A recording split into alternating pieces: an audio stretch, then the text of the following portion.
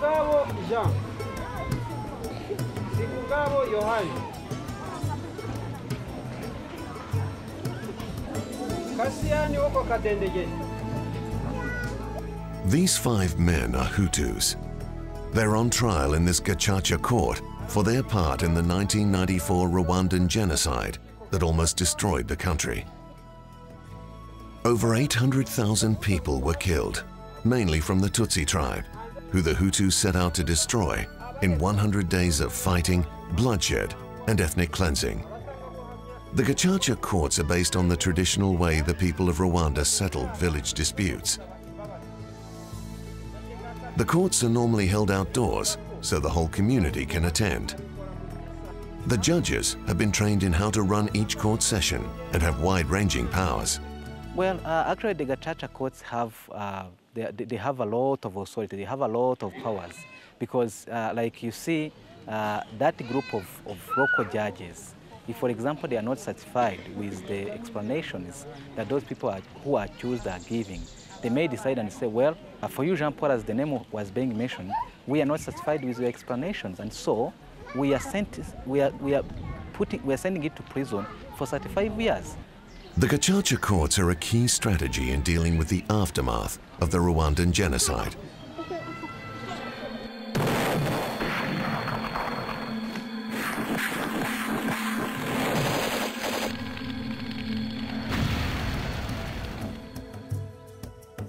When the attack started, many Tutsis sought refuge in churches, thinking they would be safe.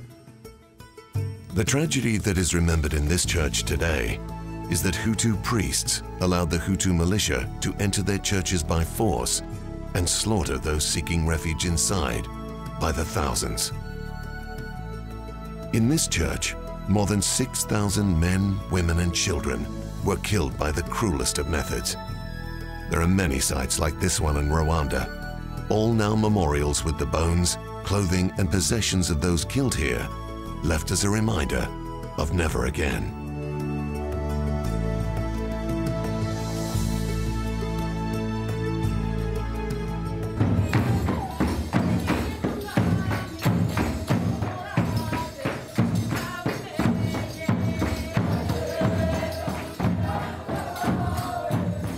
The terrible legacy of the genocide is the driver behind the country's focus on reconciliation and unity.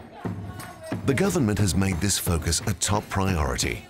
That the people of Rwanda are dealing directly with the aftermath of the genocide is a tribute to the country's leadership and commitment to build a better future. Music and dance play an important part in this process. This group of Rwandan dancers and singers are part of a reconciliation project developed by Bible Society New South Wales together with African Enterprise.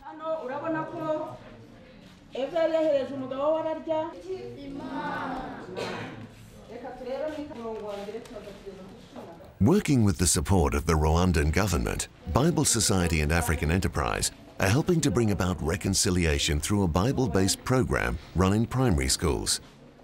Using 2 specially prepared texts based on the Genesis stories of Adam and Eve and Jacob and his brothers, the children learn the biblical principles behind the concept of reconciliation. Whilst the students have no living memory of the genocide, they've heard about it from their parents, and in many cases tell their parents that they don't want to be like them. They want to live in peace with their fellow Rwandans, no matter which tribe they belong to. Although only in its beginning phase, the project has already made an impact, as John Kalenzi from African Enterprise explains.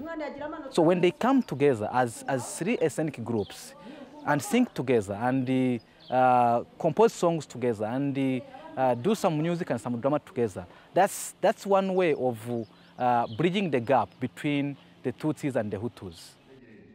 An important part of the project is the training of pastors, who in turn teach the reconciliation theme to their congregations.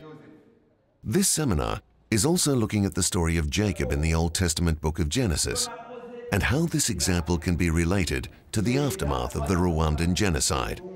Another lecture looks at the Easter story and how this is also an example of reconciliation, as Christ's death reconciled us with God. Children are Rwanda's hope for a better future. And before the accused are brought to trial at the Gacaca courts, a local school presents dance, music, and drama on the reconciliation theme. Often, the students reenact the events of the genocide and its impact on victims' families and the community. Their presentations at the court focus on what they have learnt at school, that no matter what a person's ethnic background or social standing, they are all part of the Rwandan community. A community that needs to hear the Bible message of reconciliation if it is to have a peaceful future.